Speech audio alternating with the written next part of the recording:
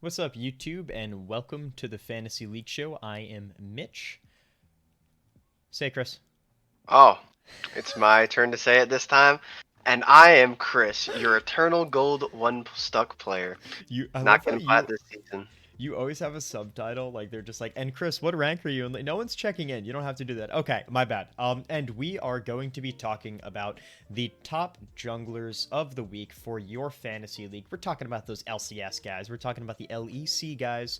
Week 5 of LCS, week 7 of LEC, and let us get into it.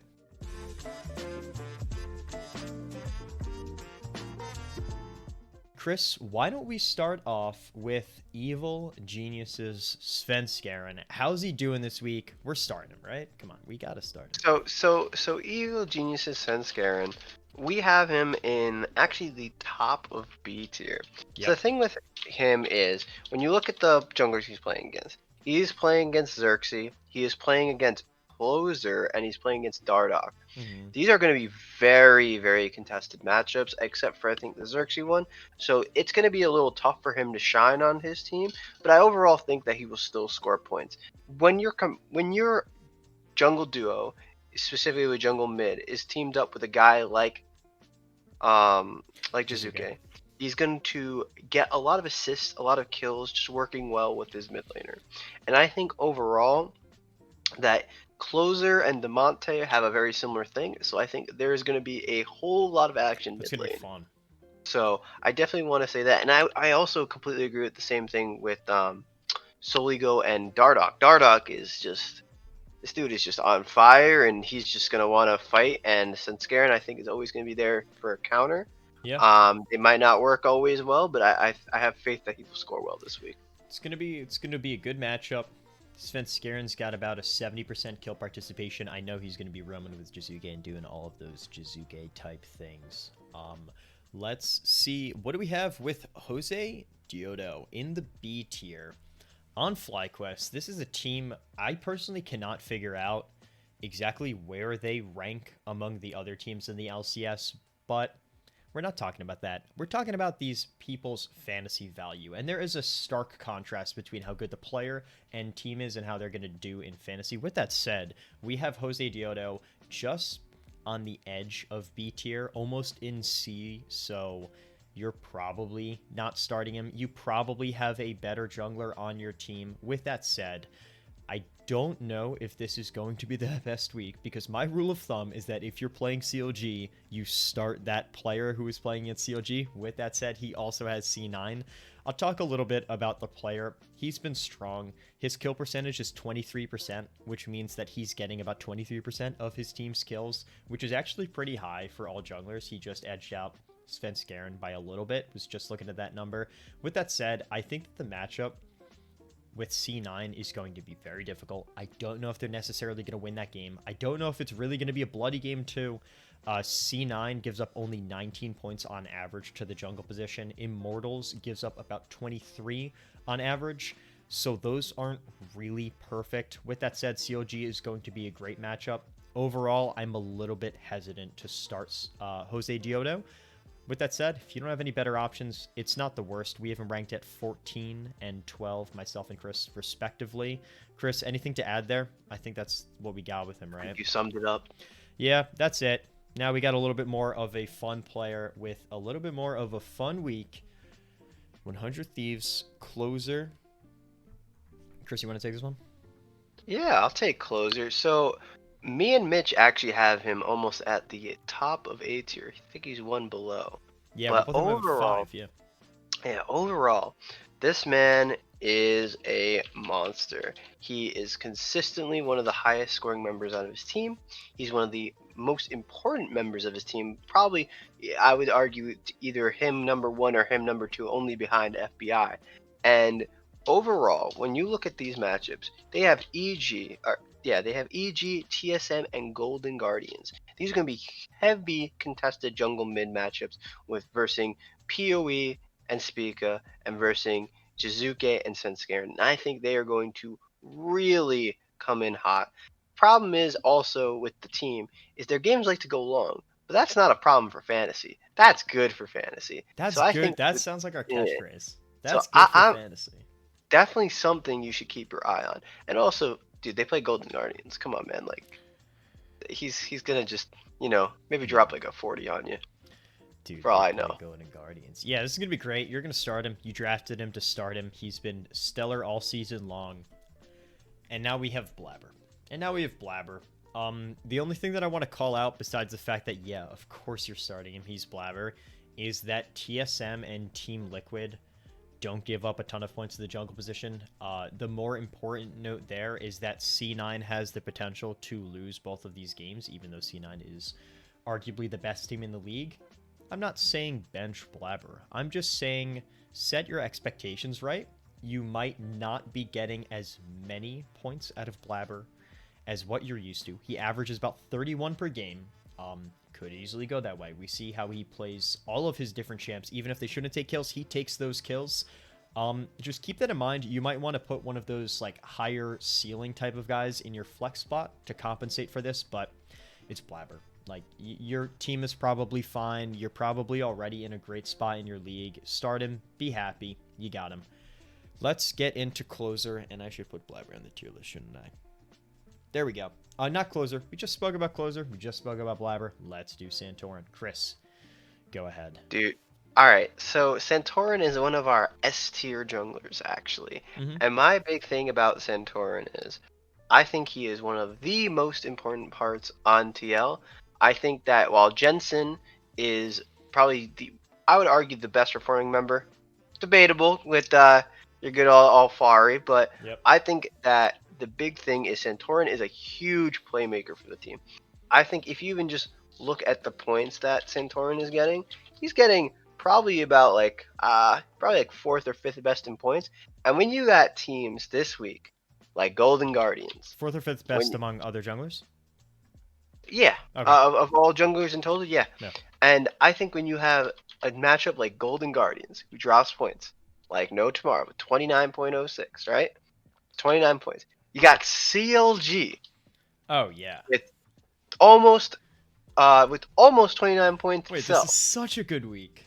So like TL, and then you're playing C9. And if you guys remember, who beat C9 the last time they played, Was it So TL? guess what, guys? Yes, it was. Oh, great. So that's why I'm literally stating you should be playing Santorin this week. He is a starter. He is an S tier player.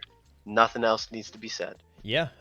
You know what, Chris? We usually go in like this ping pong format where you go, I go, you go, I go, and I don't really like that to begin with. But also, I want you to get Dardoch. I know you love him. Tell me about Dardoch.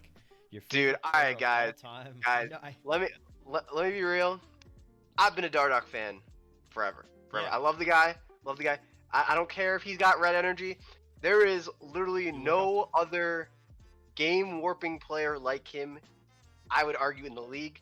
It doesn't matter what team he's on. He could be on the worst team in the world. I mean, guys, people were saying Dignitas was gonna be 10th place. Come on. Yes. They're what? They're third? Like, and it's on the back of this guy. That's true. It's on And the back of Aframo, this. I do want to say. Yeah, that's fair. Aframo too. And I will stand by and say I think we have him in the A tier. But let me be real, guys. I think he's almost getting to the S tier. This man just consistently is always involved in this team. And I think Dardoch is only getting better, and I think the rest of his team is improving with him. Overall, when you look at the matchups, he's playing TSM, Golden Guardians, money, and Evil Geniuses. Evil Geniuses, like we said before, is a very boom or bust with Jizuke. And when you have a more consistent mid laner like Soligo, Dardoch is going to come to try to take advantage of that either 1v9 player in Jizuke or the 4v6 player Jizuke. So that's why I am definitely going to stand by and say you should definitely be playing him this week as your main jungler if you don't have... honestly, I would have him as a main. And guess what? If you got like someone like Santorin on your team, you should be flexing Dardoch. Yeah, Dardoch is that's a good point. Incredible player, one of the best this week. Nothing else to say, I think, honestly, on this point. That's really valuable insight there. Like, just because they're jungle, you can flex junglers, you can flex top laners. Really compare, for those flex considerations, how strong your other flex considerations are. That's what you want to do. All right, Chris, let's get into Razork. This is my guy in the sense that Dardoch is your guy, except I was so low on this guy going into this split. Um, but here I So am many memes. So many memes. dragging him in to the A tier. I think that he is an A tier type of player. He's playing. Oh, and by the way, in case you didn't notice, now we're doing LEC. We were doing LCS before. He is playing G2 and Astralis. What I always love, habitually, I point this out. The Misfits players are boom or bust. Razork's standard deviation is 15 points per game, and his average points is 25 points. You don't have to be big statistics guy to understand that what I'm about to tell you is that he is very likely to get a ton of points or very likely to get a few points. And when you have this lineup like Astralis G2, all you really need is for Razork to do Razork things in the Astralis game, which he is likely going to do, and he just has to show up for the G2 game. I think that he's going to perform very well. I think that depending on who you have in your flex, depending on whether you're in an 8-man or a 10-man league, you might even consider flexing this guy. I can't believe I just said that out loud, flex Razork, but it's either that or he pops off on your bench because you might not have drafted him too early and you might have another jungler. So I think this is great. I think that he's going to dunk on Astralis. I think that Misfits is looking really good. Maybe they're finding their identity. Or what is it, like maybe they're the third identity of the split. I don't see them beating G2, but I see that game going long and being bloody. Let's get into Fnatic Self-Made as I wind down from having to say something like maybe you should flex Razork. So please, Chris, take the mic. So, alright guys. Self-made. All right. Dude, I would argue is probably the most hard carry jungler in EU. Mm-hmm. However, Fnatic has been very all over the place. Yeah. Very all over the place, winning games, losing games. You don't know. It's literally a coin flip, and that's I think honestly the best way to describe Fnatic. Honestly, a coin flip. Mm-hmm. And the big thing is he is scoring well. He is scoring around almost 27 points right now, and overall, he is a big focal point of the team. And when you have teams like Excel Esports and SK Gaming coming up, I have faith that Fnatic is going to 2-0 this week. Because while I do believe SK has been on the rise, I generally have faith in players like Upset, like Whippo, and Self-Made himself All of them, honestly. to be able to, you know, Hila-Sang, Took the win right out from under myself. Okay. he's a little shaky, you know. All right. You know what? I'll say what I guess I want to say is I really think that this is Fnatic's week to remind everyone that they're Fnatic. Yeah. I think that their reputation has been kind of beat up a little bit these past couple of weeks, dropping games all over the place. I think Selfmade is going to lead the charge here. I think that he's a confident player. He knows that he's one of the best junglers in the entire league, and I think this is going to be the week that he reminds us. But sorry, go ahead, Chris. That was my little 2 cents. Honestly, that I think finishes up the point. I'm looking forward to it. Yeah, I'm looking forward to it. I also have him in one of my main leagues, so like I'm biased. With that said, let's keep going. Let's talk about Elyoya, which I hope I'm saying right. I think I am. I don't know who's gonna stop me. Elyoya in the B tier. This is I'm looking at this week. It's so hard. Like I'm looking at Chris and I have a lot of data behind the scenes. I'm looking at some visualization tool called Power BI. I have conditional formatting, meaning that when I see the numbers telling me that he's playing Rogue and FC Shulk, I see a really pretty light blue color to say, hey, the FC Shulk matchup's a good matchup, and then I see that dark red, which is like, uh-oh, Rogue is not giving up a lot of points to the jungle, and that's true. Chris, you and I talked about how we think that Humanoid is going to have a good week. There was a bit of contention there between us and where we think Mad Lions is going to perform overall. With that said, I think that Elyoya is going to be all right in comparison to the rest of his team here. I have him in the B tier, as do you. 9 and 10, we have him ranked. I think that even though they play Rogue, and this might be a clean game, a Rogue victory, I think that the FC Shulk game is going to be enough points coming from Elyoya to make you want to start him, feel comfortable in starting him. I'll also say that maybe I'm wrong. Maybe Rogue drops this game. I don't necessarily see it happening, but what I do want to highlight is the fact that if Rogue and Mad Lions go long, this will be a bloody game. I think that Mad Lions is the team to do it, and Elyoya might be actually the focal point on the offense from all of Mad Lions' efforts. So in terms of fantasy, this is, again, a little bit different from how we think these games are going to just play out from a competitive perspective. I think that Elyoya is going to have a nice fantasy showing, I will say. Anything else there, Chris? I think you summed it up nicely. That's really nice to hear, honestly, Chris. I love asking you that, and you tell me that almost every time. I want you to say one time, like, I think you actually dropped the ball. That was actually really polite. No, I can't do that's that nice. to my boy. That's really nice to hear. I need that sometimes. Let's do Inspired, Chris. Ooh.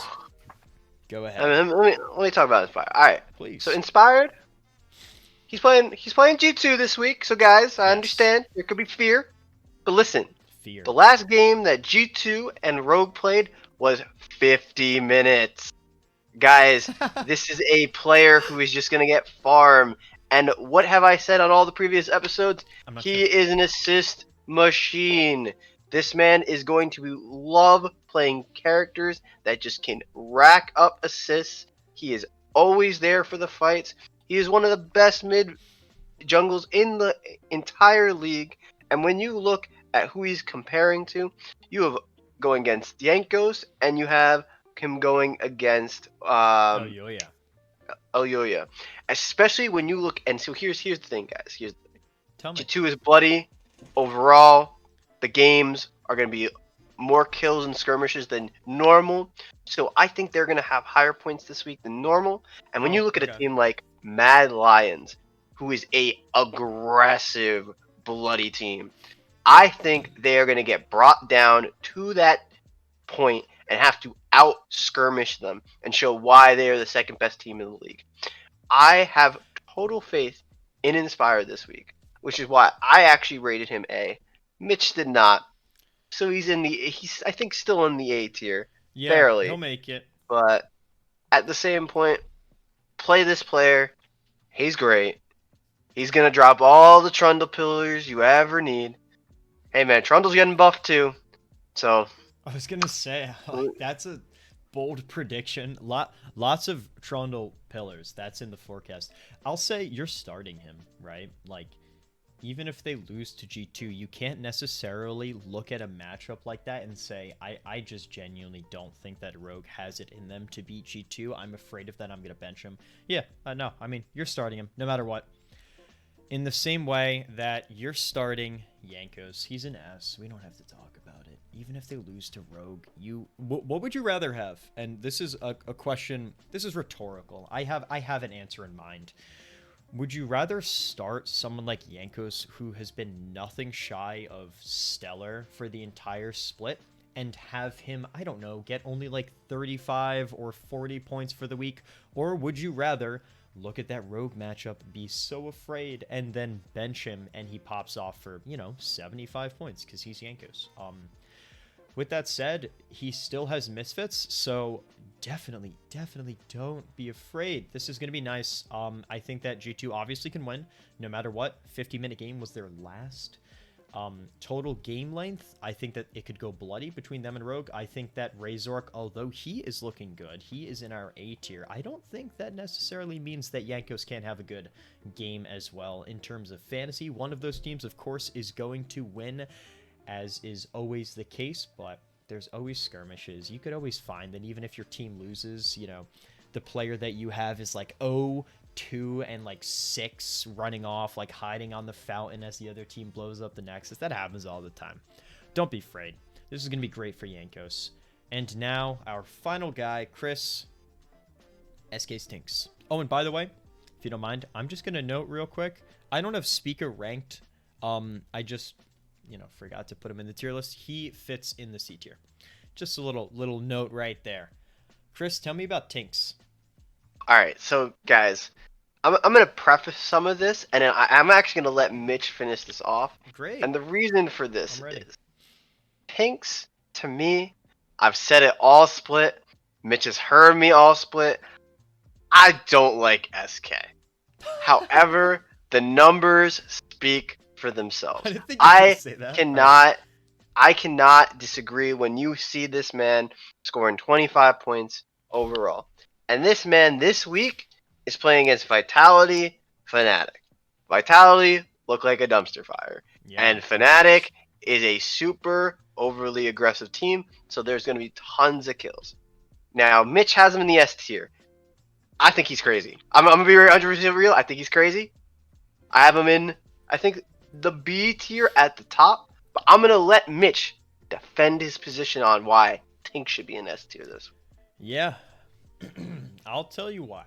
He is in S tier because he has been performing and producing like an S tier jungle as of late. He does not have the name value as Selfmade does, as Closer does, as Inspired does, who are other people in the 8 tier, but that's okay because we could be maybe 3 more weeks down the road. You'll look back and you'll realize, wow, he was that good all along. So long as he keeps up with how he has been doing, he could be the new jungle jungle slot of your league. Everyone on SK, in my opinion, I consider them to be league winners. Those are the folks who you drafted very late, maybe even picked up off the waiver wire, and they are outperforming their draft position by a mile. They're doing so much better. Tinks has done nothing less than that exactly. He's been averaging about 25 points per game, and I think that his maybe last 2-week average is significantly higher than that. And I will say that this is a week for him to keep it up. He has Vitality, as Chris said, dumpster fire. And then also he has Fnatic. Fnatic is an incredibly sloppy team. I think that even if Fnatic turns it on and reminds everyone that they are Fnatic, I don't think that they do that in a clean fashion. I think this is a great week for Tinks. You know what, Chris? I like that S tier. The more you say it, the more I remember that I put him in the S tier, and I really like it. I hope that comes true. It's a bold prediction, but I'm going to stand by it confidently, as you and I are for all of our rankings here. This just about wraps up our jungle video. Christopher, do you have any closing thoughts? I mean, honestly, Be honest. not much. I'll say it. The numbers don't lie about Tinks, but I don't like him. I was hoping you'd give like more like high level thoughts on like the entire tier list, but yeah, just run his name through the dirt one more time, why don't you? All right, thanks for watching, everyone. Don't forget to subscribe. Chris, tell him to hit that like button. Oh man, guys, please hit Please. that like button. Please. That like button gets me plat this season. I'm telling you guys, gets me plat. Trust me. And it demotes Power of the me. people. It Power siphons of the from my people. rank. Yeah. Yeah, no, always leave feedback. Leave a ton of comments, good or bad. Just make them constructive. Share the video with your friends. Share it with their friends. You could, I don't know, just like send it back to me. I'll watch it. I don't know. All right, let's close it out. Thanks for watching. Bye.